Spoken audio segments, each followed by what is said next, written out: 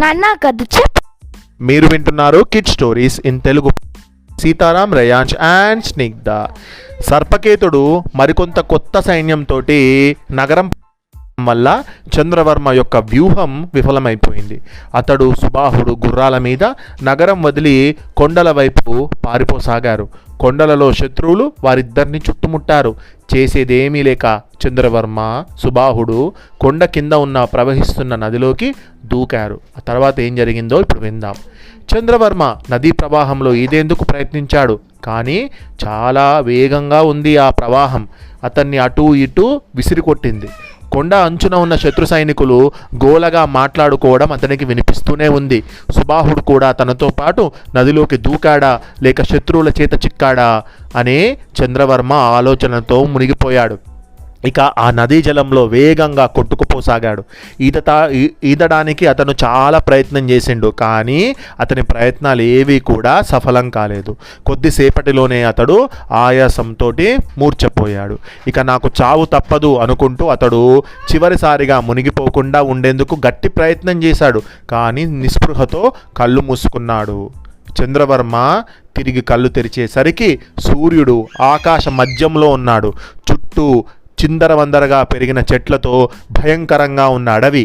తను ఒకానొక నీటి మడగు ఒడ్డున పడి ఉన్నట్లు అతడు గ్రహించాడు.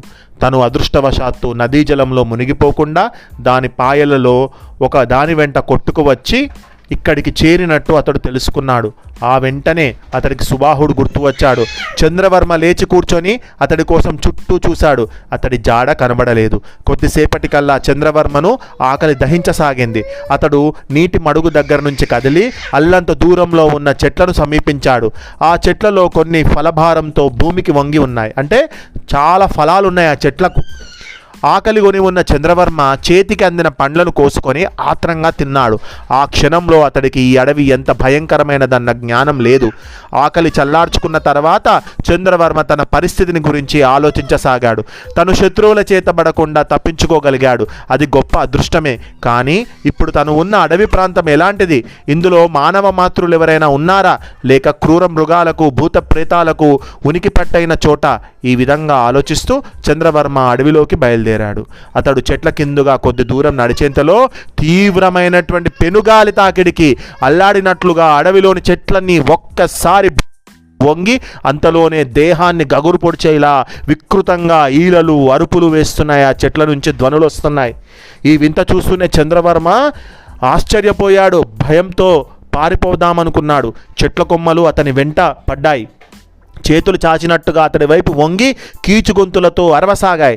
అతడు ఎటు తిరిగితే అటు ఆ కొమ్మలు వంగి అతన్ని పట్టుకోబోతున్నట్లుగా నటించడం ప్రారంభించాయి.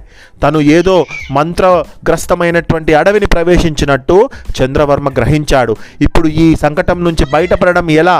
అతడు ఊరలో ఉన్న కత్తిని దూసి తన వైపు చెవులు చిల్లులు పడేలా అరుస్తూ చెట్ల కొమ్మలను ఒక్క దెబ్బతో నరికివేశాడు. అలా నరికివేస్తూ చాలా దూరం కూడా పరిగెత్తాడు. అలా తన దగ్గరున్నటువంటి కత్తితోటి ఆ చెట్ల యొక్క చేతులను నరికిండు. అంటే ఆ కొమ్మలను నరికేసిండు. నరికేసరికి ఇక ఏమైంది? అంతలోనే చంద్రవర్మ ఇలా భయంకరమైన కేక వినబడింది చంద్రవర్మకు పెద్ద మూలుగుతో. అక్కడ అగ్నిపర్వతం బద్దలైనంత వేడితో గాలులు కూడా వచ్చాయి. ఆ ప్రదేశం మారుమోగేలా బుసలు వినిపించాయి. చంద్రవర్మ నిలువెల్లా వణికిపోయాడు. కానీ అంతలోనే అతడికి ఎక్కడలేని తెగింపు, సాహసం వచ్చింది. అతడు కత్తిని పిడికిట బిగించి పాము బుసల్లాంటి ధ్వని వేడిగాలి వస్తున్న వైపు తిరిగాడు. అతడి కళ్ళకు చెట్ల కిందుగా పాకి వస్తున్న పెద్ద 3 తలల సర్పం ఒకటి కనిపించింది. అది నాలుకలు చాస్తూ పెద్దగా బుసలు కొడుతూ అతన్ని సమీపిస్తున్నది. వేటుకు ఒక్క తల అనుకుంటూ చంద్రవర్మ కత్తి ఎత్తాడు. అంతలోనే అడవి లోపల నుంచి వికృతమైన కంఠస్వరంతో ఆప్యాయత ఉలికే మాటలు వినిపించినాయి. నాయనా కాలనాగు, ఆ మానవుణ్ణి చంపకు. కష్టాలలో దిక్కు తెలియక మన దగ్గరకు వచ్చినవాడు. అతడు మనకు అతిథి. క్షేమంగా నా దగ్గరికి తీసుకొనిరా. ఈ మాటలు వింటూనే 3 తలల కాలసర్పం చంద్రవర్మకు అంత ఎడంలో ఆగిపోయింది. అడవిలోని చెట్లన్నీ నిశ్శబ్దంగా ఊరుకున్నాయి. గాలి స్తంభించిపోయింది. చంద్రవర్మ ఆశ్చర్యంగా సర్పం వైపు చూశాడు. కాలసర్పం తనను అనుసరించమన్న సూచనగా 3 తలలను ఒకసారి చంద్రవర్మ వైపు ఆడించి అడవిలోకి బయలుదేరింది. చంద్రవర్మకు దారి కనిపించలేదు. ఈ అడవి ప్రాంతాన్నంతా తమ మంత్రబలంతో ఎవరో వశపరుచుకొని ఉన్నారు. ఆ గొంతు ఆ వ్యక్తిదే. తను ఆ 3 తలల సర్పాన్ని అనుసరించి వెళ్ళక తప్పదు. పారిపోవటానికైనా ప్రయత్నిస్తే తనకు ఈ నిమిషమైనా చావు మూడుతుంది. చంద్రవర్మ ఇలా ఆలోచిస్తూ కత్తిని మరింత గట్టిగా గుప్పెట్లో బిగించి పట్టుకొని కాలసర్పాన్ని అనుసరించి నడవసాగాడు. కొంత దూరం వెళ్ళేసరికి ఎదురుగా చెట్ల మధ్య గద్దతల, రెక్కలు, సింహ శరీరంతో ఉన్న ఒక పెద్ద వికృతాకారం కనిపించింది. సర్పం దాని ముందుకు వెళ్ళి ఆగి 3 తలలను ఒకసారి వంచి పెద్దగా బుసకొట్టింది. మరుక్షణం ఆ వికృతాకారం నిలువున 2గా చీలి పక్కలకు పడిపోయింది. వెంటనే శిథిలావస్థలో ఉన్న ఒక ఇల్లు, దాని వాకిట్లో తెల్లని జుట్టుతో ముడతలు పడిన శరీరంతో నడుం వంగి ఉన్న ఒక స్త్రీ చంద్రవర్మకు కనిపించారు. చంద్రవర్మకు నోట మాట రాలేదు. ఆ స్త్రీని చూస్తూనే ఈమె పిశాచా, మానవ స్త్రీయా అనుకున్నాడు. ఆమె భూతమా, దయ్యమా అనుకున్నాడు. అంతలో ఆ స్త్రీ చేతిలో ఉన్న కర్రను భూమి మీద 2-3 సార్లు గట్టిగా కొట్టి, కాలనాగు, ఇక నువ్వు పోవచ్చును అంటూ చంద్రవర్మ వైపు తిరిగి, రా నాయనా, ఇంట్లోకి రా, నీకోసం ఎంతకాలంగా ఎదురు చూస్తున్నాను అన్నది చాలా ప్రేమగా. నాకోసమా అన్నాడు చంద్రవర్మ ఆశ్చర్యపడుతూ. అవును నాయనా, నీకోసమే. నేను నీకు చేయవలసిన సహాయము, నువ్వు కూడా నాకు చేయవలసిన సహాయము చాలా ఉంది అన్నది ఆ స్త్రీ. ఆ మాటలతో ఆమె మానవ స్త్రీయే అని, మాంత్రికురాలని చంద్రవర్మ గ్రహించాడు. నేనెవరో నీకెలా తెలుసు? నీ పేరేమిటి అంటూ చంద్రవర్మ ఆ స్త్రీని అడిగాడు. నా పేరు కాపాలిని. నేను నీకేమీ హాని చేయబోవటం లేదు గనక ఆ కత్తిని నీ దగ్గరే పెట్టుకో. ఒకవేళ నేను బుద్ధి మార్చుకొని నీకు హాని చేయదలిస్తే ఆ కత్తి నీకెందుకు పనికిరాదు. నువ్వు అడవిని ప్రవేశిస్తూనే నా శక్తిని చూసావు కదా, నోరు వాయి లేని చెట్ల చేమలతోనే మాట్లాడించాను. అవే నీ దారిని అడ్డగించినవి కూడా అన్నది కాపాలిని. ఓహో, ఇదంతా చేసింది కాపాలినియేనా అనుకున్నాడు చంద్రవర్మ. చంద్రవర్మ ఆ పరిస్థితుల్లో ఇక తను నిస్సహాయుణ్ణి అని గ్రహించాడు. అతడు కత్తిని ఒరలో పెట్టుతూ, ఒర అంటే ఆ కవర్లో పెట్టేస్తూ, కాపాలిని, నేను రాజ్యాన్ని, స్నేహితులను కూడా కోల్పోయి ఈ అడవి ప్రాంతంలో చేరిన నిర్భాగ్యుణ్ణి. నేను నీకెలాంటి హాని తలబెట్టబోవడం లేదు. నువ్వు కూడా నాకు ఎలాంటి హాని చేయవని నమ్మవచ్చునా అన్నాడు. నేను నీకు హాని తలపెట్టడమా అంటూ కాపాలిని ఆశ్చర్యంగా చంద్రవర్మ వైపు చూసి, చంద్రవర్మ, నేను నా చాతనైన విధంగా నీకు సహాయం చేయాలనుకుంటున్నాను. కానీ ఆ సహాయం చేసే ముందు నువ్వు నాకొక సహాయం చేయవలసి ఉంటుంది అన్నది. తనను పేరుతో కాపాలిని సంబోధించడం అంటే పిలవడంతోనే చంద్రవర్మకు ఆ మాంత్రికురాలి శక్తి సామర్థ్యాల మీద నమ్మకం కుదిరింది. బహుశా ఆమెకు తనను గురించి సర్వం తెలిసి ఉంటుంది. ఇప్పుడు వీరపురంలో ఏమి జరుగుతున్నదో, తన సేనాని ధీరమల్లుడు, సుబాహుడు ఏమయ్యారో కూడా ఆమె చెప్పగలవచ్చు. చంద్రవర్మ నిర్భయంగా కాపాలిని సమీపించాడు.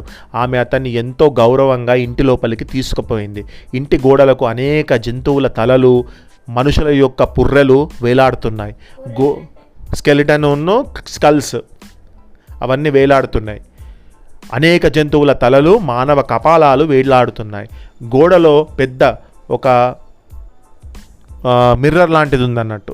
దాన్ని చూడగానే అది తలతలా మెరుస్తుంది. దాన్ని గోళం, గాజు గోళం అంటారు. అంటే ఒక సర్కిల్, రౌండ్గా ఉండేటువంటి ఒక మిర్రర్. కాపాలిని చంద్రవర్మకు గాజుగోళంలో ఉన్న బల్ల పక్కగా ఒక మెత్తను చూపిస్తూ, వర్మ, అక్కడ కూర్చో. నువ్వు నిజంగా నదిలో మునిగిపోకుండా బతికి బయటపడడం నా అదృష్టమే అనుకుంటున్నాను. నేను సాధించవలసిన ఒక కార్యం అయితే నీ వల్లనే కావాలి, లేకపోతే మరెవ్వరి వల్ల కూడా కాదు అన్నది కాపాలిని. చంద్రవర్మ ఆ గాజు గోళం పక్కగా మెత్త మీద కూర్చుంటూ, కాపాలిని, ఈ గోళం చాలా వింతగా ఉన్నది. ఇలాంటి వాటి ఉపయోగం ఏమిటి? నేను తెలుసుకోవాలనుకుంటున్నాను. ఇందులో మనం మనుషుల భూత, భవిష్య, వర్తమానాలను చూడవచ్చునా? Present, past tense, future tense చూడవచ్చునా అని అడుగుతాడు. చంద్రవర్మ ప్రశ్న వింటూనే కూడా కాపాలిని నిస్పృహగా నిట్టూర్చి, అయ్యో నాయనా చంద్రవర్మ, నువ్వు అనుకుంటున్నట్లు ఈ గాజుగోళంలో నిజంగా భవిష్యత్తులో జరగబోయే దాన్ని కూడా చూపించగలిగితే నేను ఇంత నిరాశ పడవలసిన అవసరం లేదు. ఈ గోళం కేవలం భూత వర్తమానాలను మాత్రమే చూపగలుగుతుంది. ఆ కారణం వల్లనే నేను ఒకానొక కష్టసాధ్యమైన కార్యం సాధించేందుకు నీ సహాయం కోరుతున్నాను అన్నది. కేవలం present tense and past tense మాత్రమే చూపిస్తుంది, ప్రజెంట్ అండ్ పాస్ట్ మాత్రమే చూపిస్తుంది, ఫ్యూచర్ గురించి చెప్పదు. ఆ కార్యం అంత కష్టసాధ్యమా అన్నాడు చంద్రవర్మ. అవును, కష్టసాధ్యమే, అసాధ్యం మాత్రం కాదు. ఇక్కడికి 100 యోజనాల దూరంలో శంకుడు అనబడే ఒకానొక మాంత్రికుడున్నాడు. నువ్వు అతడి మంత్రగృహంలో చొరబడి నా కోసం ఒకానొక వస్తువును దొంగతనం చేసి తేవలసి ఉంటుంది. ఆ వస్తువు కానీ నాకు లభ్యమైతే నేను మరొక 1000 ఏళ్ల కాలం ఎలాంటి అనారోగ్య సమస్యలు లేకుండా సుఖంగా జీవిస్తాను. లేకపోతే అంటూ కాపాలిని మాట ముగించకుండానే వెక్కి వెక్కి ఏడుస్తూ కన్నీళ్లను తుడుచుకోసాగింది. చంద్రవర్మకు ఆ నిమిషంలో ఆమె మీద ఎక్కడ లేని జాలి కలిగింది. ఈ మంత్రగత్తె తనను మోసం చేసి హతమార్చాలని చూస్తున్నదేమో అన్న ఆలోచన కూడా అతని మనసులో నుంచి వెళ్ళిపోయింది. ఆమె దుఃఖాన్ని చూస్తూనే, కాపాలిని, నేను నీకు నా శాయశక్తులా సహాయం చేస్తాను, కానీ ముందుగా నీవు నాకు ఒక చిన్న ఉపకారం చేస్తావా? నా వీరపుర నగరం ఇప్పుడు ఎలా ఉన్నది? నా సేనాని ధీరమల్లుడు, నా సేవకుడు సుబాహుడు బతికే ఉన్నారా? ఆ మొత్తం కూడా నాకు ఈ గాజుగోళంలో చూసి చెప్పగలవా అని అడిగాడు చంద్రవర్మ. కాపాలని చిరునవ్వుతో లేచి గోడకు తగిలించి ఉన్న ఒక పొడవాటి ఒక బొక్కనంటే బోన్ని తీసుకొని గాజుగోళాన్ని సమీపించి ఏదో మంత్రం చదువుతూ దానిని తాకి, ఇదిగో నీ వీరపుర నగరం అన్నది. భగభగమనే మంటలతో, ఆకాశం ఎత్తులేచిన పొగలతో, వీధుల వెంట దారి తెన్ను లేకుండా హాహాకారాలు చేస్తూ పరిగెత్తే పౌరులతో ప్రత్యక్షమైన వీరపుర నగరాన్ని చూస్తూనే చంద్రవర్మ వికృతంగా అరిచి కళ్ళు మూసుకుంటూ, కాపాలిని, ఇక చాలు, ఆ దృశ్యం నేను చూడలేను అన్నాడు బిగ్గరగా. కాపాలిని ఆ మానవాస్తికతో గోళాన్ని తాకిన మరుక్షణం ఆ భీతి కొలిపే దృశ్యం అదృశ్యమైంది. అంటే ఆమె ఆ బొక్కతోటి మళ్ళీ ఏం చేసింది, మళ్ళీ ఇట్లా టచ్ చేయగానే ఆ సీన్ అంతా కూడా వెళ్ళిపోయింది. ఇదిగో నీ సేనాని ధీరమల్లుడు అంటూ కాపాలిని ఆ మానవాస్తికతో మరోసారి గాజుగోళాన్ని తాకింది. చంద్రవర్మ కళ్ళు తెరిచి గోళం వైపు ఎంతో ఆదృతగా చూశాడు. గుట్టలు, పుట్టలు, పెద్ద పెద్ద కొండలు. సేనాని ధీరమల్లుడు తన అశ్వికులతో వేగంగా పోతున్నాడు. అతన్ని అన్ని వైపుల నుంచి చుట్టుముట్టుతూ సర్పకేతుడి బలగం సమీపిస్తున్నది. ధీరమల్లుడు తన గుర్రాన్ని ఆపి తన అనుచరుల వైపు తిరిగి ఏదో చెప్పి కత్తి తీసుకొని శత్రువులకు ఎదురుగా తన గుర్రాన్ని దూకించాడు. ఇది ఇవాళ ఉదయం జరిగింది. ఆ తర్వాత ధీరమల్లుడు ఏమయ్యాడో నువ్వు చూడడం మంచిది కాదు అంటూ కాపాలిని తన చేతిలో గల మానవాస్తికతో ఆ గాజుగోళాన్ని తాకింది. వెంటనే ఆ దృశ్యం కూడా మాయమైంది. చంద్రవర్మ ఆశ్చర్యంతో గాజుగోళం వైపు అలానే చూస్తూ ఉండిపోయాడు. ఏం జరిగింది, తన వీరమల్లుకి ఏం జరిగింది అనేది నెక్స్ట్ పాడ్కాస్ట్లో విందాం. చనిపోయి ఉంటాడు అరేయాన్స్ వీరమల్లుడు. ఇంట్రెస్టింగ్ ఉంది కదా. సరే, నెక్స్ట్ పాడ్కాస్ట్లో విందాం మరి.